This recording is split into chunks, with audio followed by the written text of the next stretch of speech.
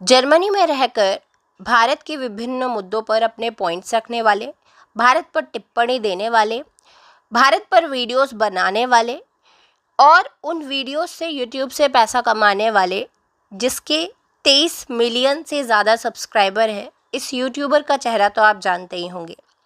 इस यूट्यूबर का नाम है ध्रुव राठी और इसी पर जो है वो दिल्ली कोर्ट के द्वारा समन जारी किया गया है और डेफेमेशन का केस यानी कि मानहानि का केस जो है वो फाइल किया गया है एक बीजेपी लीडर के द्वारा। न्यूज़ क्या है हम पूरी जो है वो कवर अप करेंगे। उससे पहले आप जान लीजिए कि डेफेमेशन का केस या मानहानि का केस जो है वो क्या होता है। तो देखिए भाई, मानहानि के केस के अंदर 2 सेक्शंस जो हैं वो कवर किए जाते हैं। एक है सेक्शन 499 और एक है सेक्शन 500। अगर मैं सेक्शन 499 की बात करूं तो कोई व्यक्ति अगर अपने शब्दों के द्वारा या फिर साइन के द्वारा या फिर किसी विजुअल रिप्रेजेंटेशन के द्वारा किसी व्यक्ति के मान सम्मान या उसकी प्रतिष्ठा को ठेस पहुंचाता है तो ये सेक्शन 499 जो है वो लगाया जाता है। और सेक्शन 500 के अंदर जो है वो 2 साल की सज़ा जो है वो व्यक्ति को हो सकती है। आप सोचिए 2 साल की सज़ा जो है इसमें प्रावधान है सेक्शन 500 के अंदर। अगर मैं बात करूं तो मोस्टली डेफेमेशन केस में या ऐसा कहना चाहिए कि जो मोस्टली डेफेमेशन केस होते हैं वो भी 2 तरीके के होते हैं। एक होता है आपका सिविल, दूसरा होता है क्रिमिनल। अगर सिविल केस जो है वो लगाया गया है यानी कि डेफेमेशन केस जो है वो लगाया गया है सिविल के अंदर तो भाई मॉनेटरी कंपनसेशन जो है वो चलता है। लेकिन वहीं अगर क्रिमिनल केस लगाया गया है तो 2 साल तक की जो है वो सज़ा व्यक्ति को हो सकती है। आपको याद होगा कि राहुल गांधी पर जो है वो ये केस लगाया गया था और काफ़ी बवाल सा जो था वह मच गया था, जिससे राहुल गांधी जेल भी जो थे वह जा सकते थे, उनकी पार्लियामेंट की सीट भी जो है वो जा सकती थी, फिर वो चुनाव नहीं लड़ सकते। तो काफ़ी बवाल जो था वह मचा था। हालांकि उनको कोई सज़ा जो थी वह नहीं हुई थी। तो मैंने आपको बताया कि मोस्टली केस में क्या होता है, मॉनेटरी कंपनसेशन जो है वो यहाँ पर चलता है।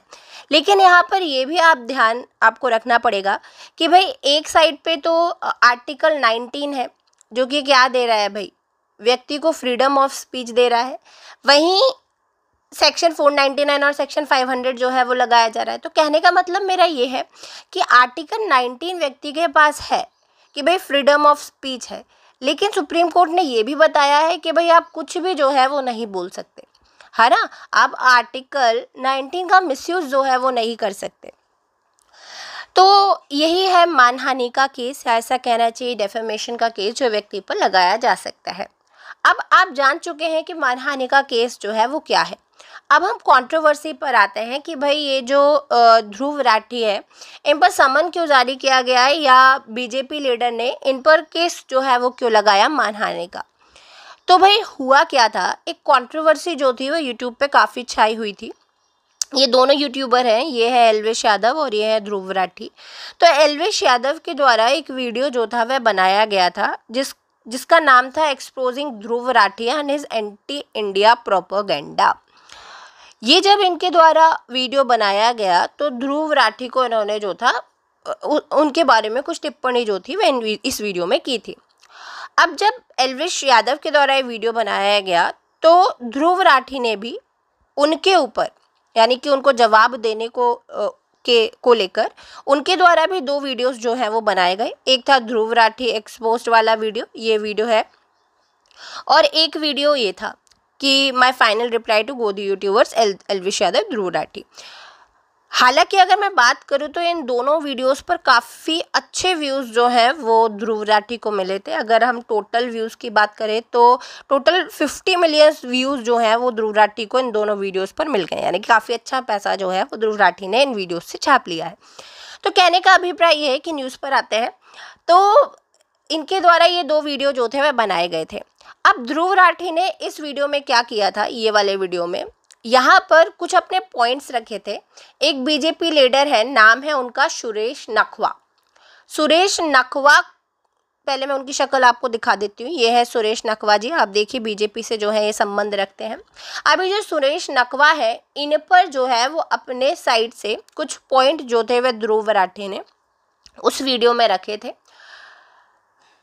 तो ये जो सुरेश नखवा है, इन्होंने ही उस वीडियो को लेकर ध्रुव राठी पर केस जो है वो कर दिया है।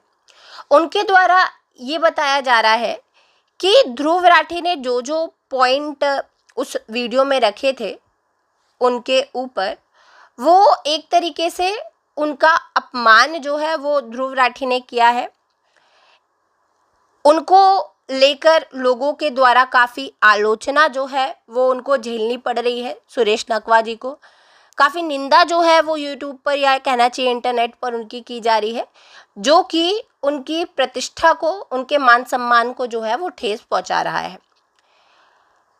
तो इसी पर जो थी कोर्ट में भी सुनवाई हुई।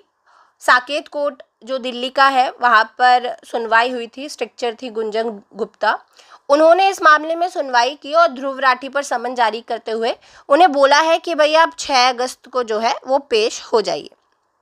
आपको पता होगा कि भाई अभी ध्रुव राठी ने इसको लेकर ट्विटर पर एक ट्वीट भी जो है वो किया है। तो कहने का अभिप्राय ये था कि इनके द्वारा केस जो है वो डिफेमेशन का लगाया गया है सुरेश नखवा के द्वारा, जो कि मुंबई यूनिट में बीजेपी के प्रवक्ता भी हैं।